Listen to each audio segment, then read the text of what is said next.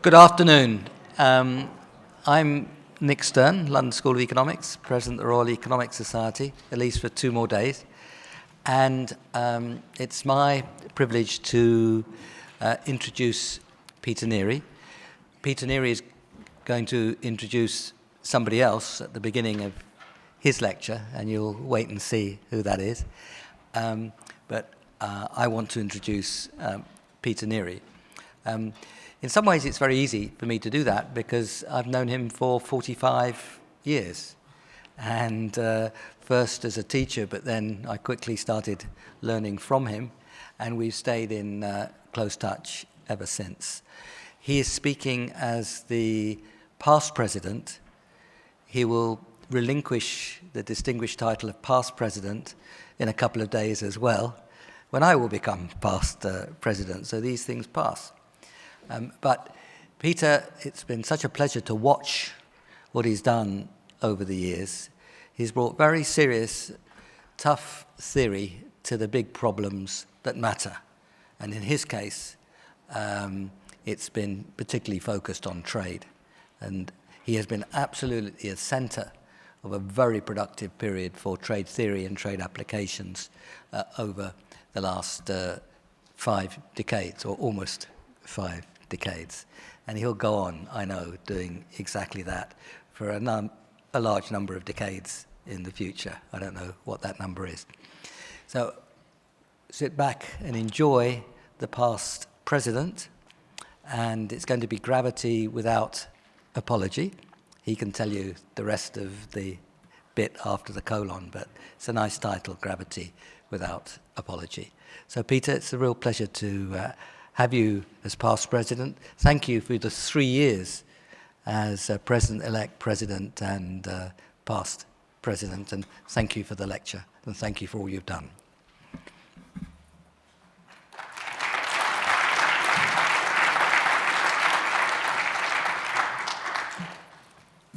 Well, I'd like to thank Nick for that. There have been many pleasures. It's been a huge honour being president of the Royal Economic Society. There have been many pleasures, and one of the greatest pleasures is having your DPhil PhD supervisor introduce a lecture. So thanks for those very kind words. Before I talk, though, I have something, a different kind of pleasure, because there is a tradition now in the Economic Journal that a committee, which in this year consisted of Rachel Crampton, James Banks, and Nick as president, sift through the papers that have been published in the Economic Journal in 1978 and award a prize for the best paper. And I'm very pleased to welcome the prize winner. Just 1 second. And the prize winner is Dan Cow from, if I'm pronouncing your name correctly, from Georgetown, for his paper in the September 2018 issue. And the paper is, just very briefly, I won't talk about it in detail, but it's really intriguing paper. This was based on your MIT job market paper, supervised by Darren Asamoglu, so a good origin. And it deals with a really important issue. There's an old idea due to Friedman, the market selection hypothesis, which basically says that agents with incorrect beliefs will, over time, essentially lose money. Their financial wealth will tend towards zero. And you can see the kind of free market thrust of that, but it's a very powerful result. Well, Dan shows that result does indeed hold with perfect with complete markets, but without complete markets it doesn't, which you might expect, but there's a really interesting twist here, because it turns out that over-optimists, who in Friedman's world would essentially end up making more money, they're more likely to prosper when financial markets are severely incomplete. And you might think, isn't it good that over-optimists prosper? Well, it is, perhaps, but then if financial regulation comes in to require agents to put down collateral and so on, it may in fact turn out that this promotes long-run volatility of asset prices rather than reducing it. That's a really exciting result. It's in a paper that makes technical contributions as well, that the committee really liked, so it gives me great pleasure to present, but I realize I've left the presentation in my backpack, so I'll get it out quickly. I have to present the award to Dan and thank him congratulate him on behalf of the Royal Economic Society.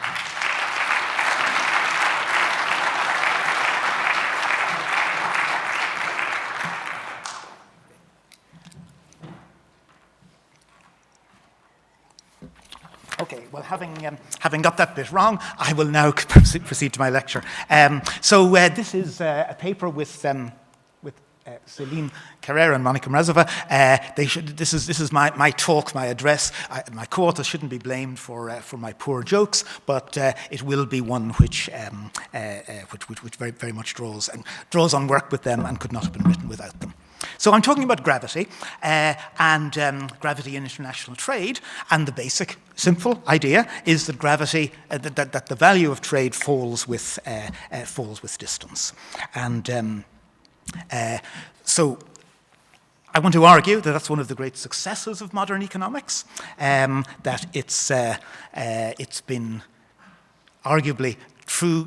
Gravity in trade is both a fact and a theory. I'm borrowing a phrase here from the late Stephen Jay Gould, famous paleontologist, who wrote about evolution in these terms. And I'm going to be talking about gravity as fact and as theory and trying to explain how that works. I think it's fair to say, though, that it's not yet widely known by economists outside trade, and anti-gravity, the notion that trade is now, perhaps always was, certainly now, is independent of distance. That continues to have some popular appeal. Well, gravity is in the news, though, maybe in the wrong context. I'll come back to that. But how many equations? That's the gravity equation. How many equations make it onto the front page of a national newspaper? That's pretty cool. I'll come back to the context. On the other hand, anti-gravity. Here are two very good books, which are well worth reading. Death of Distance, The World is Flat. Wonderful picture there, ships falling off the end of the world. Francis Cairncross and Thomas Friedman, respectively, very distinguished authors. But the basic theme of those books is that, although they have lots of interesting anecdotes, lots of interesting ideas, their basic theme is that gravity no longer applies. And that actually is beautifully summarized in this quote from Liam Fox, UK Minister for International Trade, just shortly in office, and he talks about this is an era where technological advances are dissolving away the barriers of time and distance. It's the beginning of what we might call a post-geography trading world. Wonderful prose, and the question remains, is it true? And I'm going to argue that it's not, I'm afraid. So what am I going to do? I want to review the evidence for gravity. I want to introduce some simple ways of understanding CES gravity. And I want then, those will be more or less expository. Professionals will not learn much, maybe a few expository tricks. And then I want to note some problems with the CES model that underlies the gravity framework that we typically use and sketch some alternatives. That's going to be the focus overall. Of course, there is a background which the Financial Times cover I gave a moment ago previews, which is the context in the current debates in Britain on Brexit.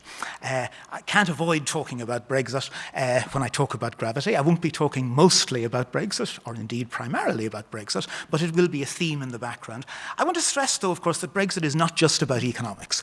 How much it's not about economics could be illustrated in various ways. One way is by this nice quote. This is an anonymous senior member of the Conservative Party, quoted again, Financial Times. I don't think we'll be poorer out of the EU, but if you told me my family would have to eat grass, I'd still have voted to leave. Well, it's easy to mock that. It's not clear if the family have been consulted. It's pretty clear that the electorate weren't told about this. I do remember this bus during the referendum campaign, but I don't remember that one saying. But maybe I just wasn't paying attention enough. But at this, maybe though, let's back off for a second. Maybe there's too much mockery around these days. Maybe we shouldn't be mocking statements like that, and rather thinking that actually it's expressing what? The fact that there are sincere and strongly held views on the side of wanting to leave the EU and so on. Just as there are sincere and strongly held views on the other side, and these go beyond economics, at least as far as the second part of the quote is concerned. By contrast, the first part of the quote is actually a rather modest statement. I think we'll be poorer out. It's saying that the economics I don't think we'll be poorer out. It's saying that there'll be a small economic gain, and I'm going to argue that that's wrong, but it's modestly wrong. It won't be a disaster. Grass is off the menu. Don't worry, guys and gals. I'm really not going to be giving new results here. I'm going to be giving an overview of existing results, trying to put them in context, explain where they come from, and discuss how they might be improved. And I'm going to be focusing especially on a number of papers that by a variety of authors. I'll be rather quick given the time constraints with my literature review. So a number of papers which have used the gravity model to quantify the trade effects of Brexit. Now, there are many other papers out there which have looked at different aspects of Brexit from an economic point of view, some by team here in Warwick looking at the determinants of voting in the Brexit referendum, lots of other interesting issues which I won't be talking about primarily. I think that's fair enough because actually it is the trade effects that have dominated the debate and that probably are the ones on which there's most controversy and which matter at least in the short to medium run.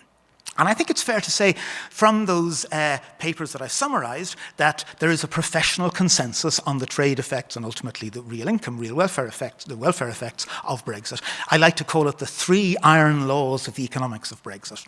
And I want to be clear, the evidence I'm quoting here is essentially on trade in goods, for reasons I'll sketch but just mention briefly. The same arguments apply to services and so on, but it is essentially trade in goods for the most part, ignoring transitional problems and ignoring the issue of macro policy responses. This is about how real income will change, how that real income change is broken down into changes in nominal wages, changes in nominal prices, depends on central bank actions and all sorts of other considerations.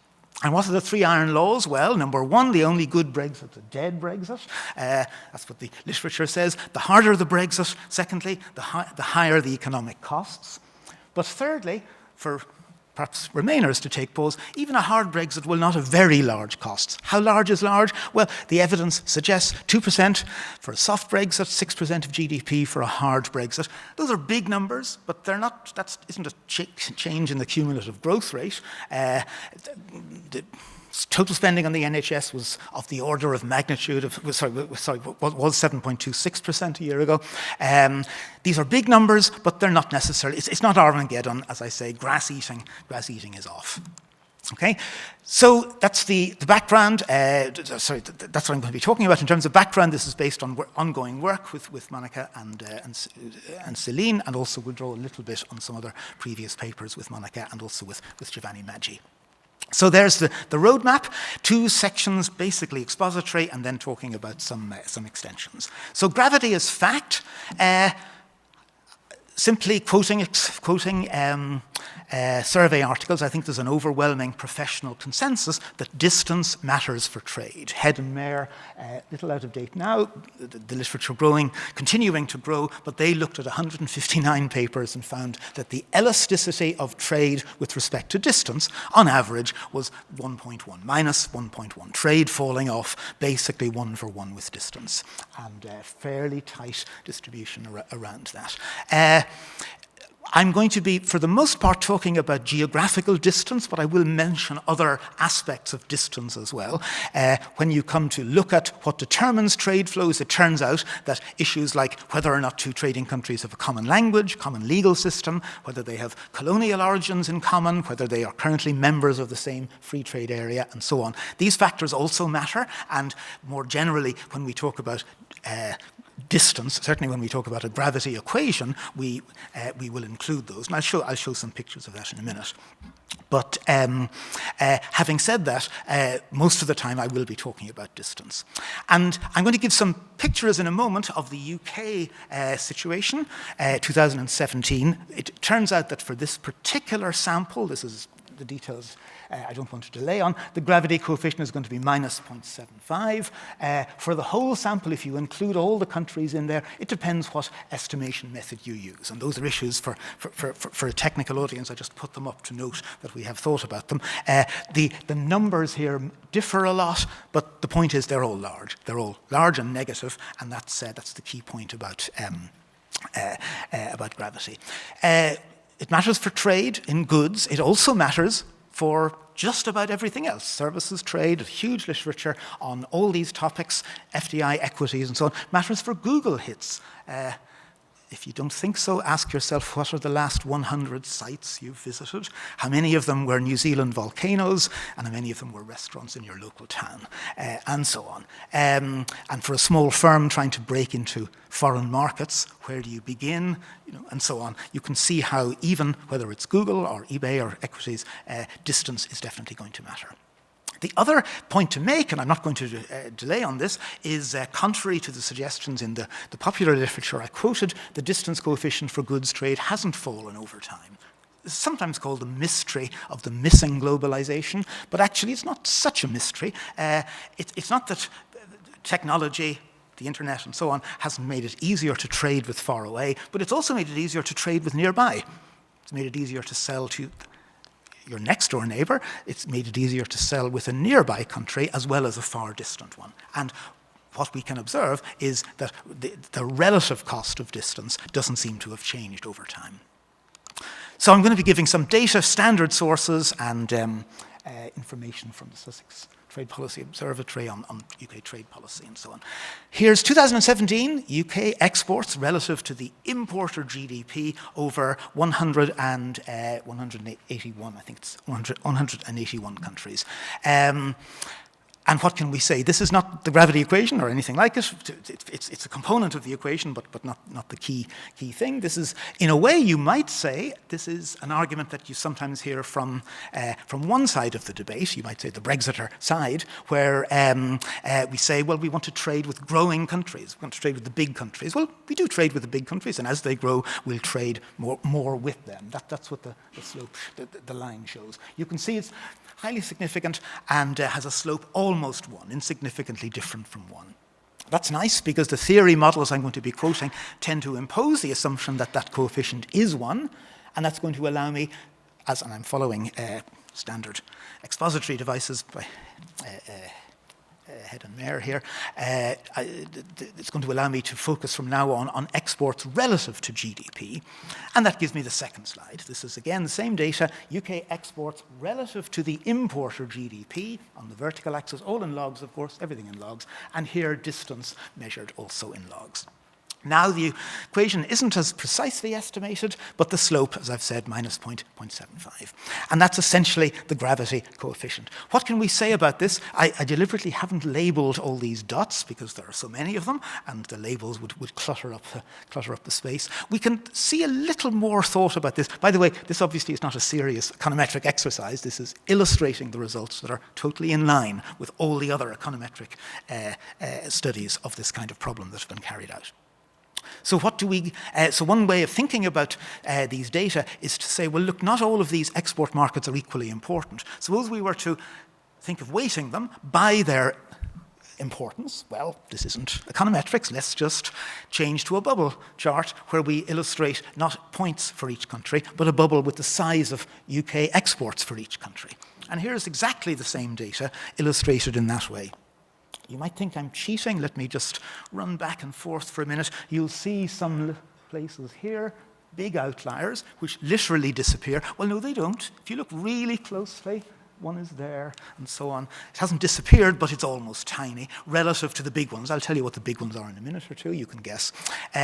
You might think I'm cheating in that this line was estimated for these countries, but no, it wasn't. It was estimated for all the countries originally, but noise is noise. These small countries don't turn out to matter so much. So you can see clearly then what's quite interesting, namely that the big countries do indeed lie along the line more closely than the sample as a whole, even though there's no heteroscedastic weighting in this as there would, or equivalent as there would be in a proper study. It's interesting to ask, how do these countries break down in terms of groups? And let's look at categories by trade agreement. So now blue is the EU color.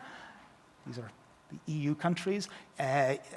Gold here is those countries with which the EU has free trade agreements, and as a consequence, the UK currently has free trade agreements to be negotiated. In some cases, they have been renegotiated, but in many cases, they have not. And green are the other countries. And you'll see, I don't want to get into questions of endogeneity or not, but it's clear that the current trade agreement, the single market and the customs union, much deeper and broader than a simple trade agreement, that current institutional arrangement of which the UK is part, is one with very nearby countries. The one exception here, Switzerland, Norway, less of an exception. Switzerland rather large, allegedly due to gold exports in that particular year, not really related to trade. But even so, everything's still pretty close to the line. You might say, well, there are quite a few countries that are above the line and relatively large. Interestingly, it turns out that almost all of those can be explained by one simple fact that I've already mentioned, which is colonial status. Former colonies of the UK. The UK trades, as it were, more than it would with other countries on the basis of geography alone. And that's true for Australia and New Zealand, way off in the far distance. It's true for Hong Kong and Singapore in the Far East, and the Gulf states in the Middle East. Interestingly, it's even true for the 3 EU countries that are former colonies. Ireland, Malta, and Cyprus are significantly above, well, notably above the line. Colonial status seems to matter. That's interesting because the debate in Britain, one strand of the debate has been that opening up to trade agreements with other countries will, in particular, this will allow trade with countries with which Britain has an affinity, satirized perhaps, ironically labeled Empire 2.0. But what this is showing is that Empire 1.0 continues to cast a long shadow. Okay, Britain trades more with its ex-colonies than you would expect, given their distance and their GNP. So what's the take-home from all this? Well, number one, gravity matters. And this is the kind of conclusion one draws looking at many different studies. Again and again, the pattern comes out that gravity does seem to be important. And the second thing, what about Brexit? Well, it's tempting to look at this through the eyes of a 10-year-old. There's been some discussion about the public being tired of experts. You don't have to be an expert to look at this diagram and say, right now, Britain has completely free and frictionless trade with the blue bubbles and tariff-free preferential access to all the gold bubbles, and is going to end the first and put at risk the second in the hope of future trade agreements with the faraway green bubbles. It doesn't necessarily sound like a great idea. Well, of course, I haven't said much about causation. I haven't said anything about causation.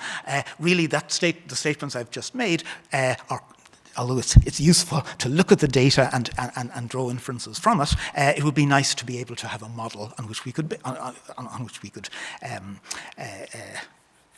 think about counterfactuals and actually put numbers on the kinds of effects I've been talking about. And that's essentially what the literature has done. And what I want to do in the next section is talk about the theory, talk about the models.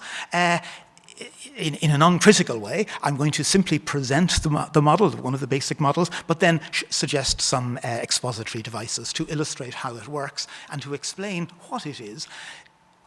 When you go straight to the computer and spew out these numbers, think of the front page of the Financial Times, it has a suggestion of a black box. And I want to explain that actually the numbers are coming from a very standard model, a very standard, you might say, neoclassical equilibrium model, but one that is widely used in lots of other fields. So by structural gravity, I mean the formal models that have been used to motivate an empirical gravity equation. I'm tempted to quote Newton here, who, of course, discovered gravity, but famously confessed that he had not yet assigned the cause of gravity, whereas the first of the theory papers that I'll mention in time, by Jim Anderson, AER 1979, actually did provide a theory. How come you can do for countries what you can't do for bodies in physics? Actually, the paradox is even deeper than that. Newton solved the two-body problem, but physicists since haven't been able to get a closed-form solution for the 3 or n-body problem, and yet Jim Anderson was able to do that for many countries. And how come? Well, the answer is very simple. Planets don't have CES preferences. Okay? The basis on which the gravity model is founded relies completely on CES. I don't want to say completely. I will come back to that in the final part of the talk. But the existing models essentially rely on CES preferences. That's not such a critique at all, because in fact they have a very rich range of alternative models of the supply side.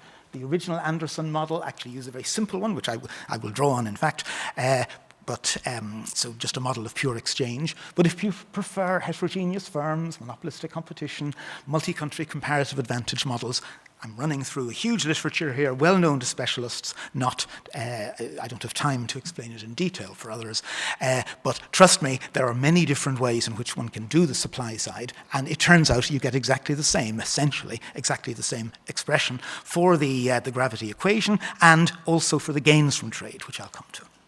Okay, so I'm going to talk about the Armington version, basically the Anderson results, and just sketch it straightforwardly. This is a standard sort of CES model, an endowment model. Each country is endowed with a unique good, a single one for simplicity. We can generalize all of this. There are n countries, and with common CES preferences, we get demands. I'm just introducing notation here, such that the demand in country K for country J. So for country J is good. J goes to K, right? That's the order of trade here. The order of the letters is the order of the trade direction.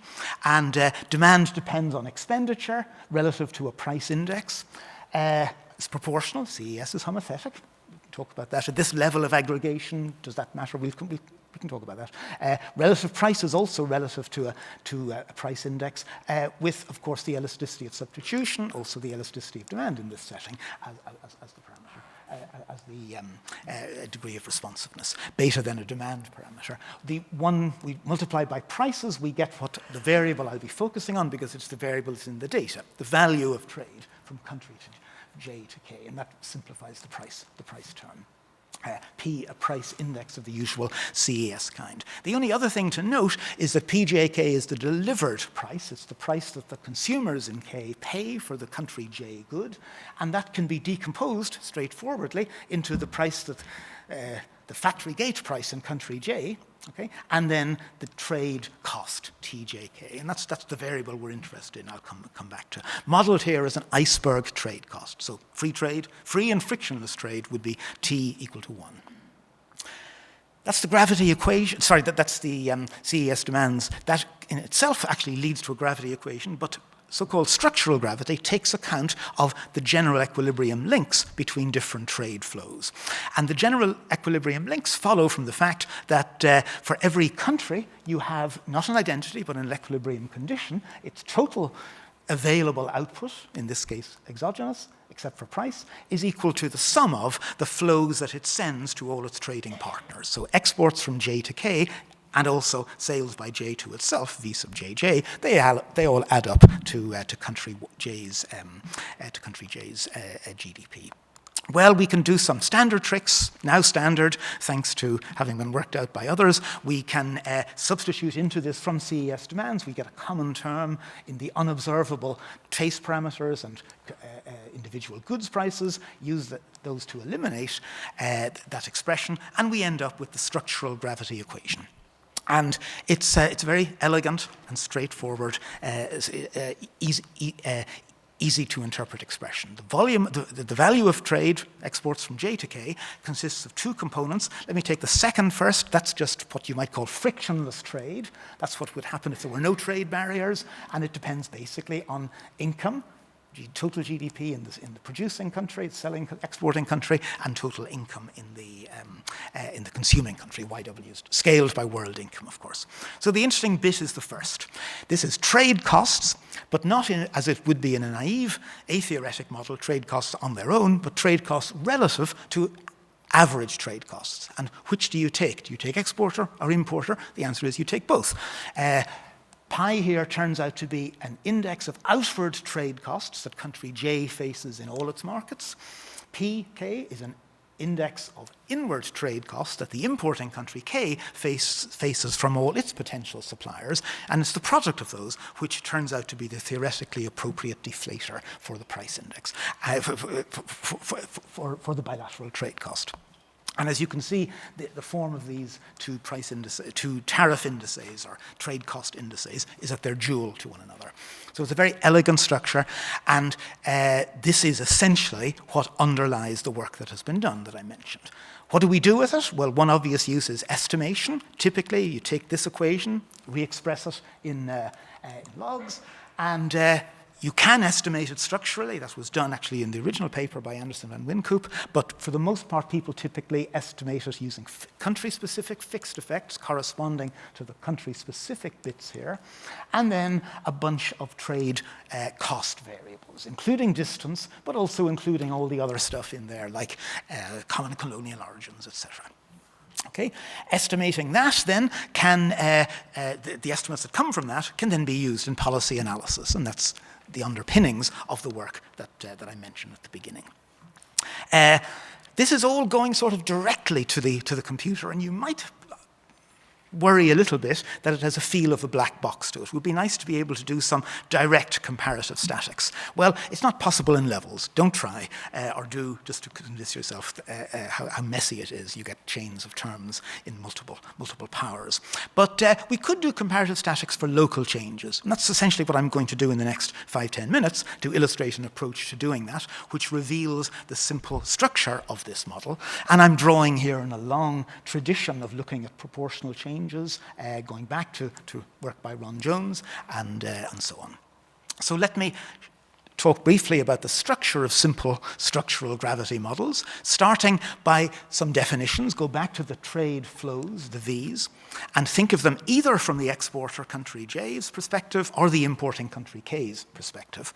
From the first, we get lambda shares, which are the shares of its GDP that country J sends to each country K. And from the second, we get consumption shares, the share in its consumption that country K sources from a provider J. It turns out when we go back to the two equilibrium conditions, there are many equilibrium conditions, one for each country, but typically there's a market clearing condition, as we saw already. Expressing that in terms of proportional changes, log changes, with hats, the change in GDP is going to be a weighted sum, a weighted average of the changes in the trade flows, and the weights are these physical GDP shares. Okay? Whereas the change in the price index is going to be a weighted average of the individual price changes, where the weights are the shares in consumption. This equation actually holds for any true cost of living index, of course, not just a CES one, but it's nice to have it and to juxtapose it with the other. We can augment that by, we need to be able to eliminate the V's, which are basically prices times quantities, so we need expressions for the quantities, and that comes from demands in proportional change form. Demands at the margin, CES, depending straightforwardly on prices, the price index, positively, and expenditure. And just, it's worth noting, it's immediately obvious that the demands are decreasing in own price, increasing in other prices. There are extra bits in there, but they don't affect what I've just said. In other words, this is a model of gross substitutes. So as general equilibrium multi-good models go, it's a pretty straightforward one. We kind of understand its properties.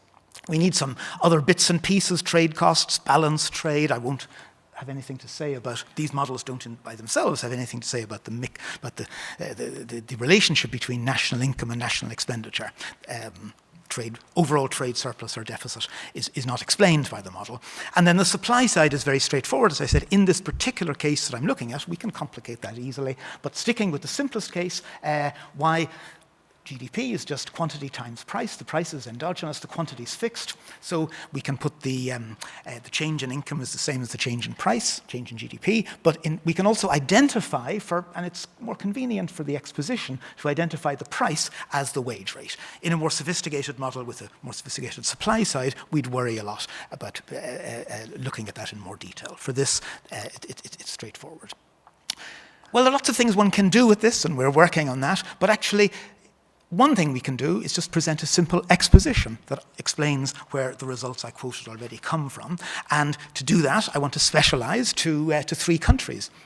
And just for the sake of argument, since we're talking about Brexit, let's talk about B for Britain, and E for Europe, and A, I guess, for anywhere else, though I may slip into calling it America. So we're going to have 3 countries. Remember the structure of the model. Each one produces their own good.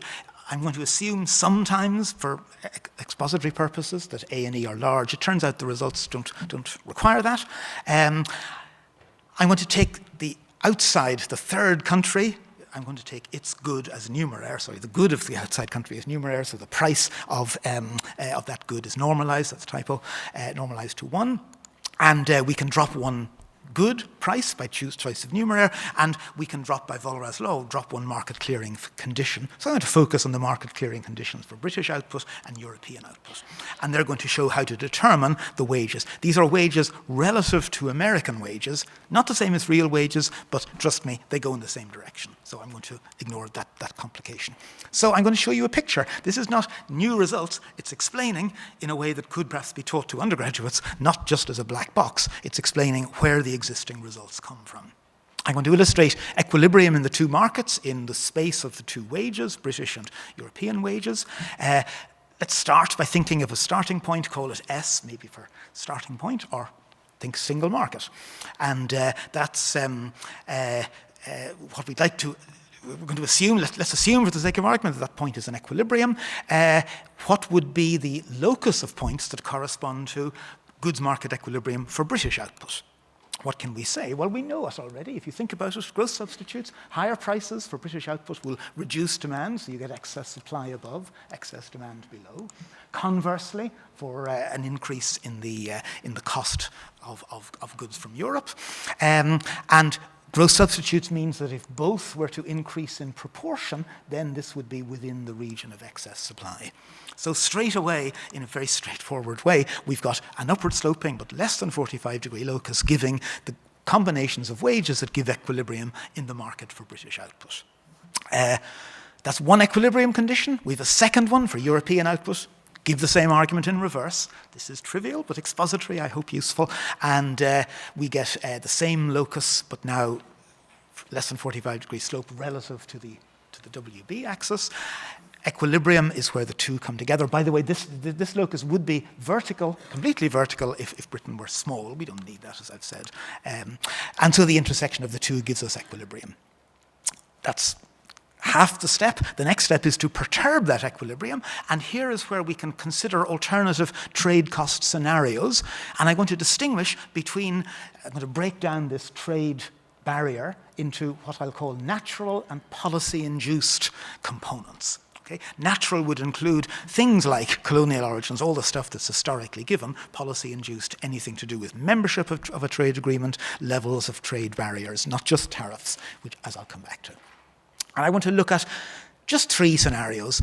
In the UK now, probably most people could name 10 scenarios. Well, certainly 5. There's the Canada option and the Norway option, and so on and so on. Canada plus, Norway minus, and so on. But I'm going to just look at 3, and they're all going to have the same natural trade costs, of course. Okay, I'm going to ignore the third lot of trade costs, which are the costs between the two outside countries. Let's hold them fixed. Lots of stuff going on there between Trump tariffs and so on, but that's not part of the exercise.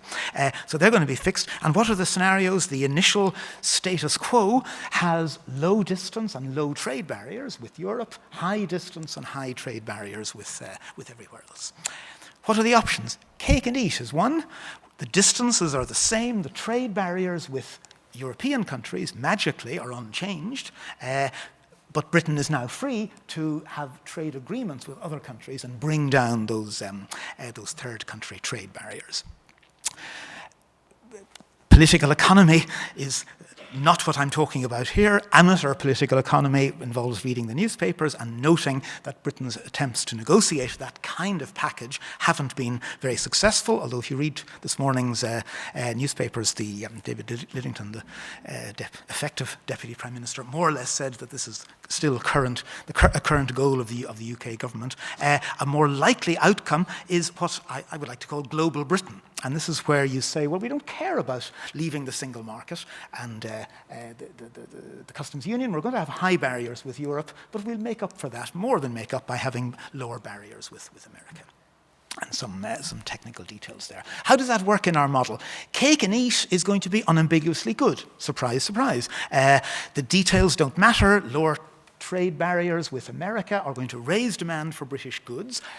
Possibly not because of a substitution effect whereby imports are now cheaper in the UK, and as a result, the local demand for British output falls, but the direct effect of increasing exports to the rest of the world, to America, it's reasonable to assume that dominates. The argument goes through even if it doesn't. So when that happens, we get an upward shift in the locus. That tends to raise the wage. We've got to think about the other effect. This is a general equilibrium system. There wouldn't be much effect if B was really tiny. In general, a lower barrier between Britain and America will also lower demand for European output, unambiguously. Remember, we're talking about this going down. This is all positive with a minus sign in front, means that that curve shifts as shown. Bottom line, then, the net effect is a rise in British wages. Relative to American, the European wage won't rise and could fall.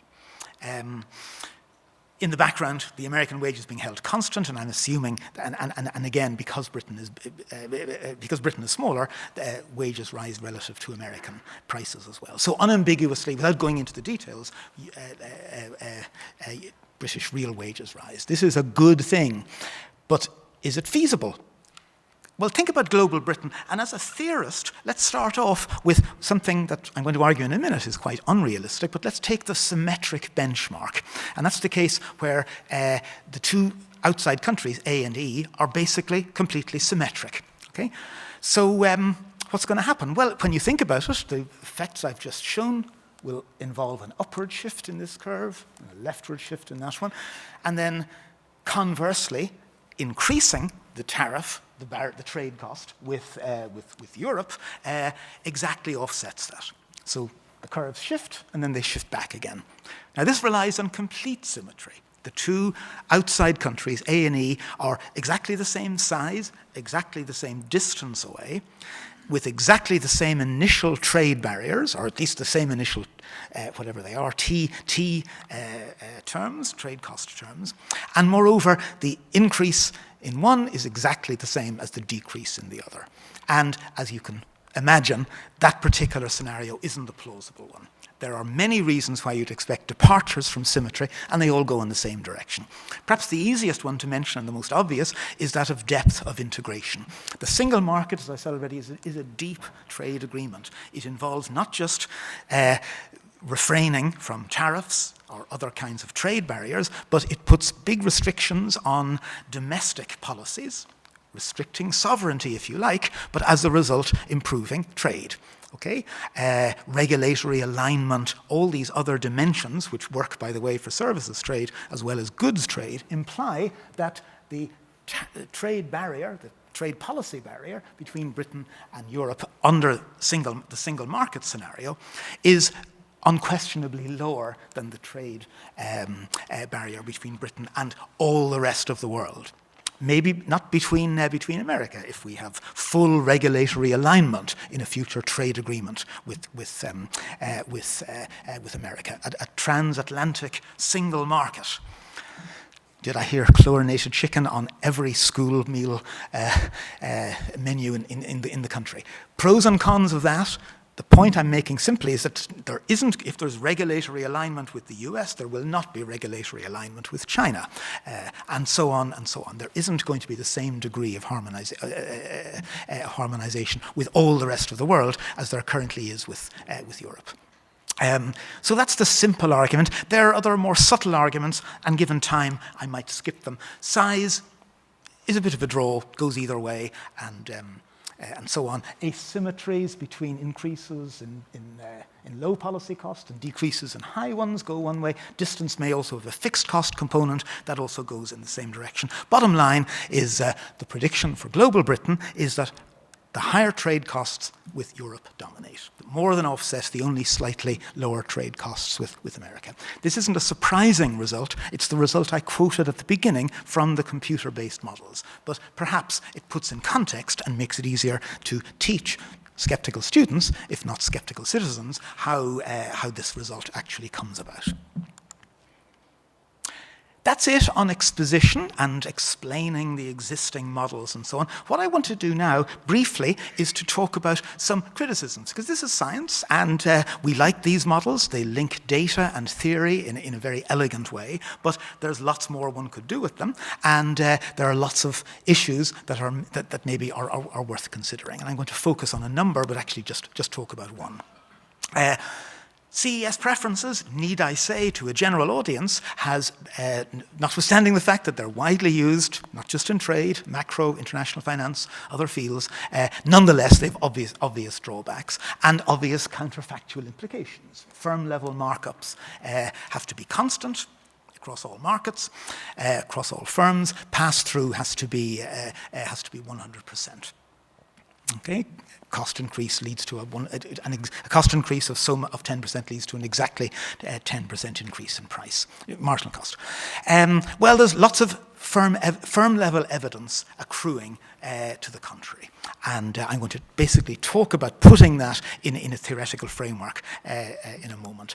There are other counterfactual predictions of the model. Dennis Novy here at Warwick has noted that the elasticities of import-demand differ across markets.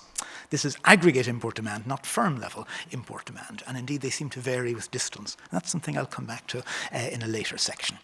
And it turns out that CES preferences also have very implausible, very strong counterfactual implications for bilateral trade balances, trade surpluses. The exports from J to K relative to imports from K into J. I would love to talk about those, don't have time, I'm afraid, to talk about them. So I'm going to just very briefly talk about the context of these of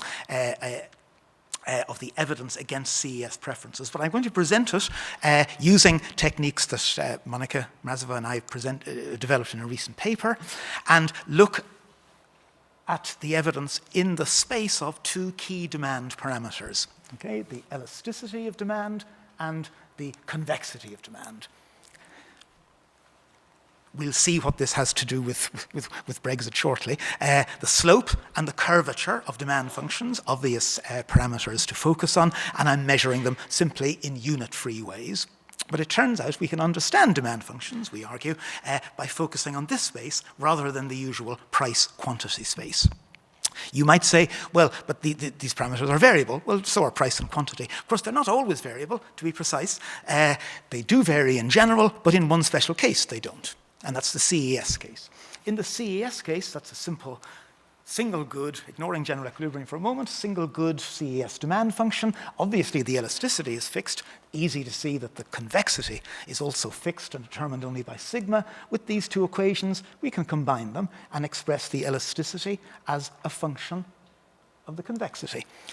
And that's the locus we get. What is that locus? Well, let's be clear. That's a locus of different points, each one of them corresponding to a particular CES elasticity. Okay, a particular elasticity of 2 means the convexity is whatever it is expressed as a simple function of that elasticity. That's the locus of CES demands, each point corresponding to a different demand function. Other demand functions won't be so simple. I've actually sketched already that dashed line there is, if you think about it, that's corresponding to 0 convexity, neither convex nor concave, also known as linear demands. So a linear demand function, a firm will always be somewhere on this point, on this locus, exactly where will depend, of course, on the equilibrium and so on. More generally, we can distinguish, Cobb-Douglas, by the way, special case here, but I won't delay on that. More generally, we can distinguish between demand functions depending on whether they're more or less convex than the CES case. And we call this super versus subconvex. So a subconvex demand function is going to be one where the log prices and this works in reverse too for log of x. The log of price is concave in log of x. This is subconvex, not because it is necessarily concave. It can be convex in this area here. It's not yet concave. But it is less convex than a CES demand function with the same elasticity. It turns out this is equivalent to the elasticity decreasing in sales. Okay? And that's an old idea. It goes back to Marshall. Marshall called it the law of elasticity. It's an old chapter on the law of elasticity, well worth reading. Since then, it has been called sometimes, not dealt with very much. It's been called the Marshall's second law of demand, and it's mentioned in passing in Dixit and Stiglitz and in Krugman as being much more intuitive, much more theoretically plausible, and so on. Empirically also, it turns out to be confirmed, and that's really what I want to point to, because there is evidence on pass-through which suggests that, there is evidence on pass-through which suggests that we're in this region, but it's not very precise in the sense that it doesn't pin down what the elasticity, what the convexity is, and that's what I want to do.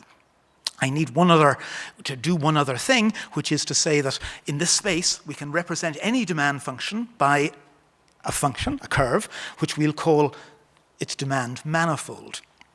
And the demand manifold is simply a curve corresponding to a demand function. It's a curve in this space.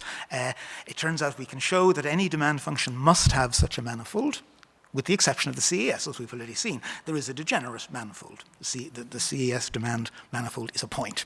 Okay? Of course, manifolds wouldn't be so useful if they shifted around all the time. Demand functions shift all the time. The nice thing about manifolds is they don't shift that much.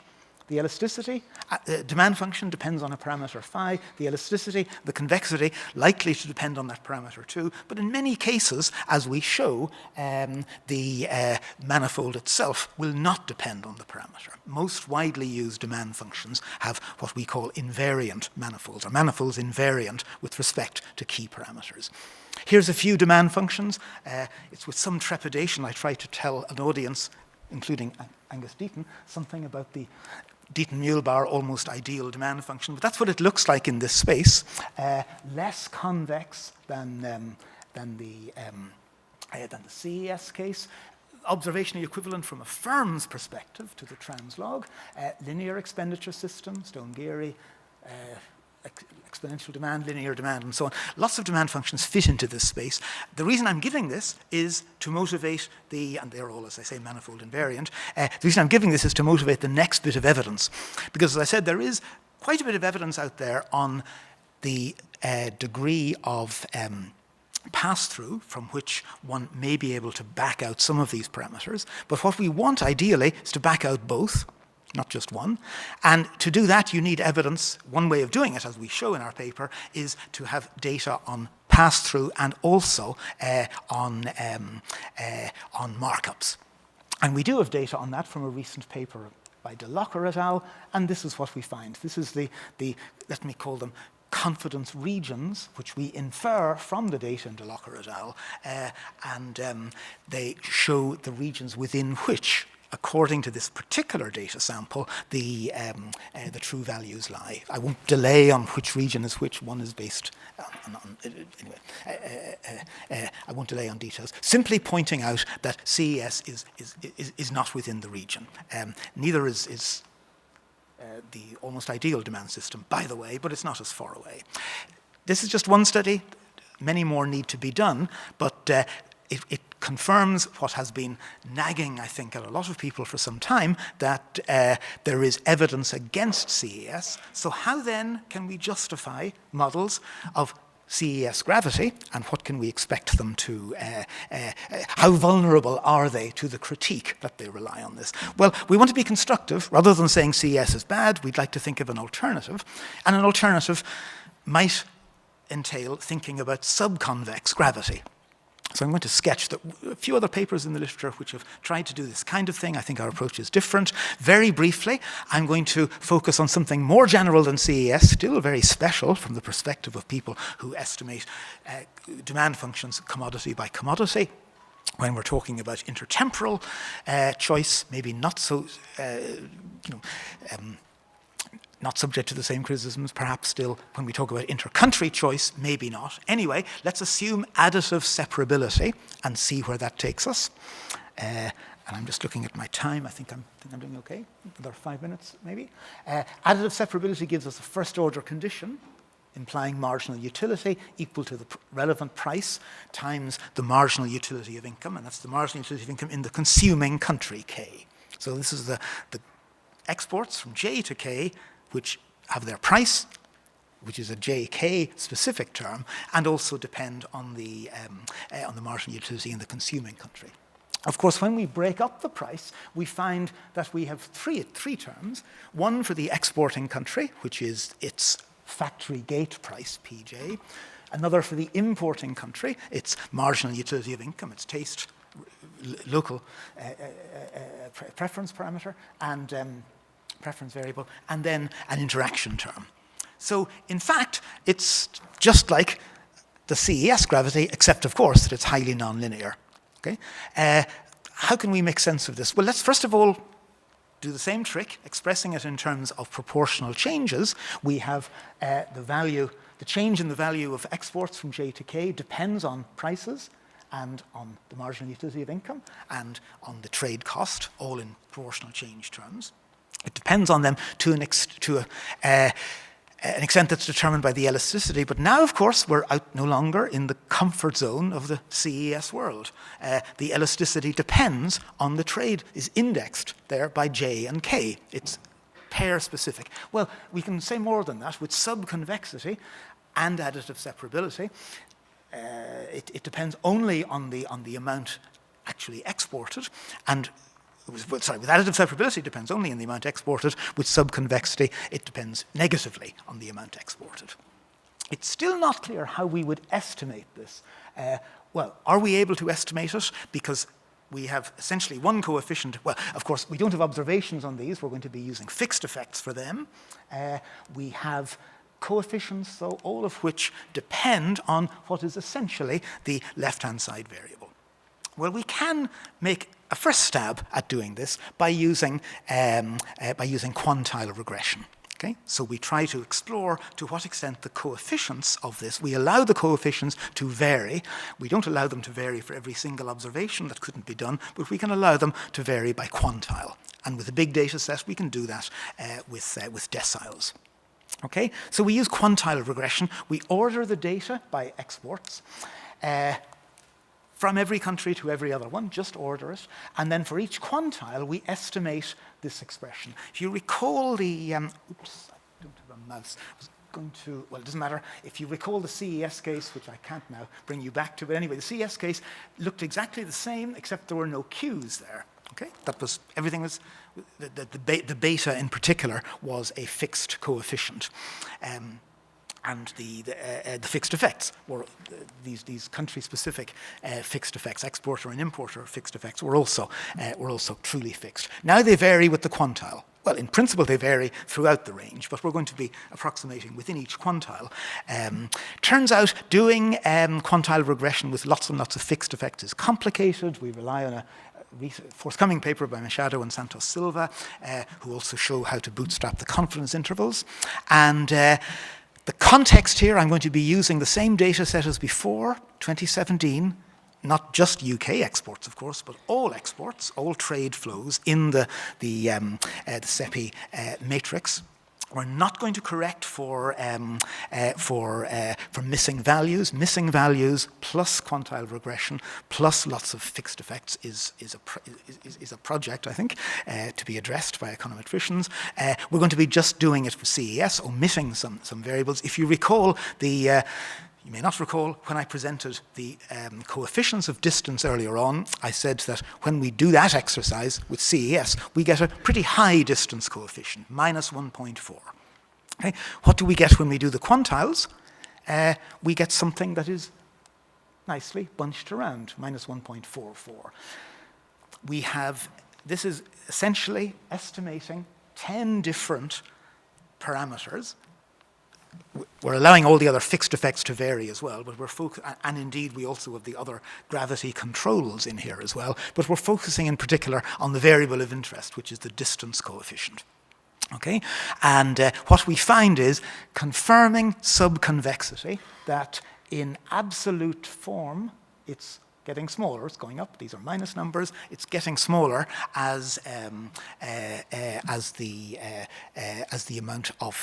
we move up the quantiles. In other words, as the value of trade rises, there's an endogeneity issue there, but we're hoping that the value of trade is a good proxy for the volume of trade.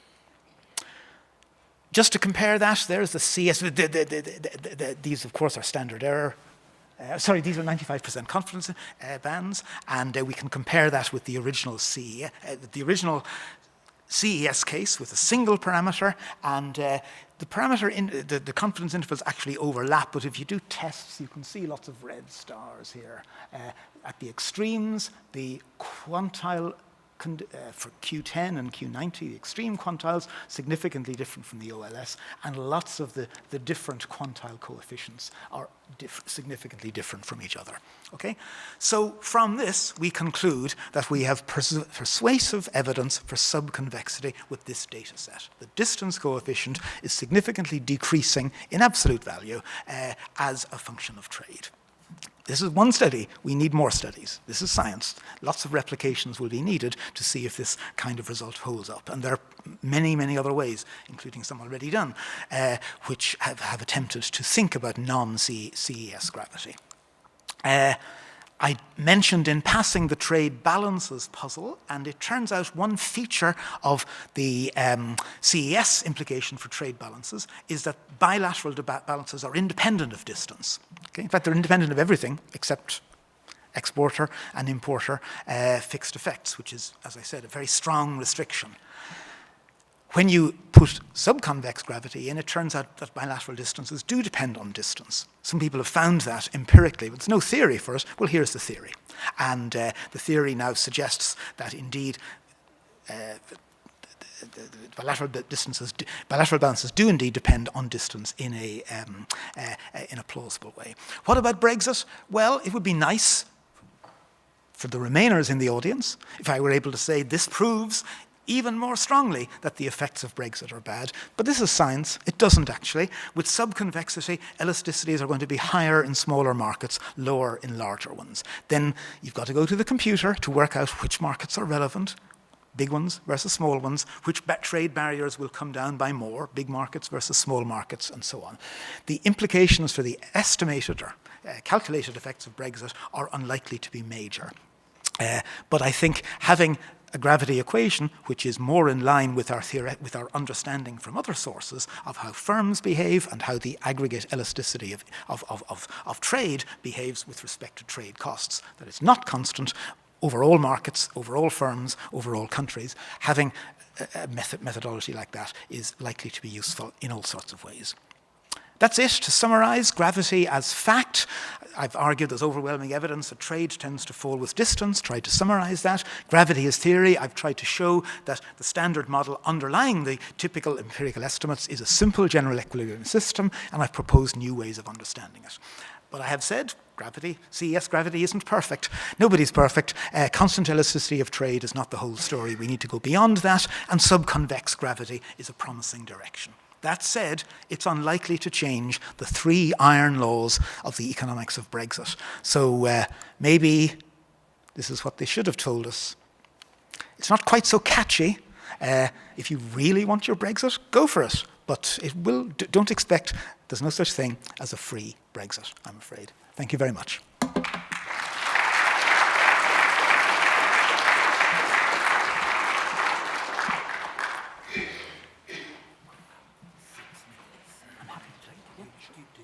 Okay. So 6 minutes for questions.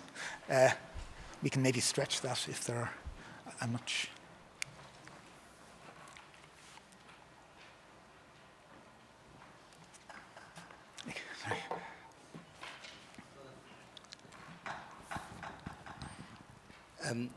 Clearly, Francis Cairncross and Tom Friedman thought they were onto something, that the world is flat, distance is vanishing. You wouldn't expect either of them to sit through all the analysis.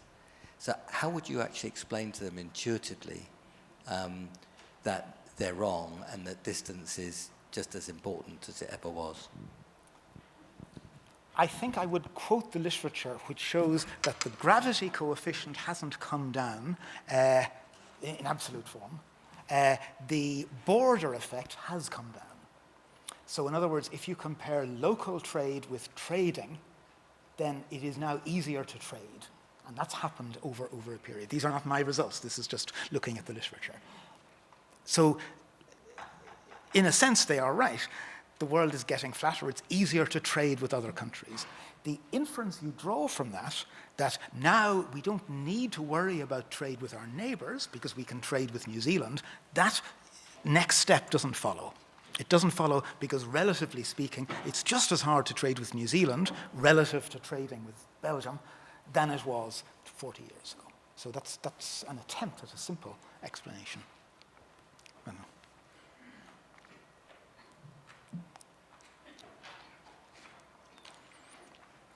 In a way that reflects the advance, which I didn't emphasize, of structural gravity over empirical gravity. The gravity equation, Tinbergen estimated gravity equations, I think in the 1950s, maybe earlier, and they were estimated in other fields other than economics, even earlier than that. But typically, and I'm guilty of this myself in an old paper, typically those kinds of gravity equations put in a single trade cost.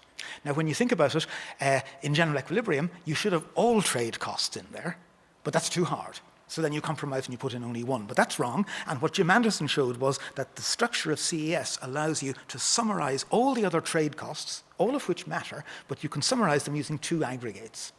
And that's the beauty of CES, or the restrictiveness of CES, depending on your point of view. So it's not trade costs, but trade costs relative to average trade costs, to the relevant average trade costs. That's what determines gravity. That's what determines trade. So, question here. Hi, how are you? Javier Miranda from the US. I'm struck by, so thank you for the lecture, that was really interesting. I'm struck by the comment, coming from the outside. I'm not very familiar with all the discussions here in the UK, but I'm struck by the comment of only 6% of the GDP. It strikes me as a pretty big impact. And then, should we expect that to be a one-year shock or to extend into the future, and for how long? And how do we expect those things to smooth out over time? Can you speak to those? Sure. Thank you. Once again, not talking about my own research, but based on the research that others have done using the methods that I've been trying to explain. So the first thing to note is that's not a no-deal scenario. It's not a managed no-deal scenario, whatever that would be. It's not a let's make a deal for 6 months and then have no deal. Let's make a deal now to have a no deal in 6 months, and so on. It's not anything like that. It's a negotiated settlement which would involve leaving the single market and the customs union. And exactly what form it would take, I mean, different modelers have taken different choices on the precise values of the t variables, or rather the tau variables that they put in their models. But I think if you rule out the short-run, disruption costs, which would be faced, I think, in the event of a no-deal Brexit. One can argue about how large they would be, but leaving them aside and just thinking of the context in which these models work, these are intended to be medium-run models. They're not talking about immediate short-term effects. They're allowing for adjustments to take place. And that's a big hit to GDP. It's not a change in the growth rate. It's a once-off cost. GDP will always be lower than it would have been, but that in the fullness of time, eventually, that 6% would be, it's 6% of current GDP, it'll be a smaller percentage of future GDPs. In 100 years, it won't be noticeable. And indeed, it will happen in stages, not in one big dramatic sort of great sucking sound that's been called. It will perhaps be imperceptible. It will be quite easy for some newspapers and some politicians to argue that Brexit isn't nearly as bad as economists said it would be. I hope that helps. Do you want to wait for a mic? In your excellent exposition, the model you gave had a fixed endowment of one good. What about the production of domestic substitutes for foreign goods? Could that shake your results? Okay.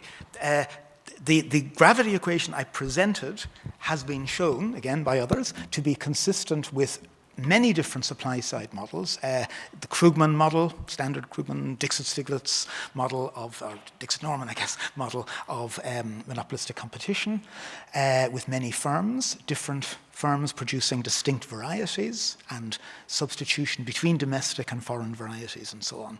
It's also been shown by Eaton and Kortum to be consistent with their multi-country, very elegant multi-country extension of Ricardo. So it can be made consistent with lots of different settings. Now, it's true, it isn't consistent with all of these together. Okay, you have to pick a supply side, and for each such supply side, you would have to redo our pedagogic comparative statics exercise. But there's no reason to believe, we've done a little of that, we haven't gone the whole way yet, and there's no reason to believe that the qualitative results would be different. So qualitatively, that's going to be the outcome. Quantitatively, it may make a difference. And again, some of the papers I've mentioned have actually estimated two different models and looked at how different supply-side assumptions affect the conclusions. The answer is not enormously. Yeah. Okay. So, okay. We do have to close now, but let me use this to remind you that there's a session at 6 o'clock in this building with Martin Wolf and others on how can economics be explained and discussed. And Peter, it was a beautifully elegant description of what all this is about, and showing how you can go back and forth between clear, simple models that look simple to us but look very complicated to other people, go back and forward between that and the big questions of the day. I enjoyed it enormously. I can't help adding that Brexit is about more than trade and investment. It's security, peace, research, and all these sense of community, all these things. But to everybody their contribution, and as economists we can offer up very serious thought about big chunks of this issue, and that's exactly what we've seen. Peter, thank you very much indeed.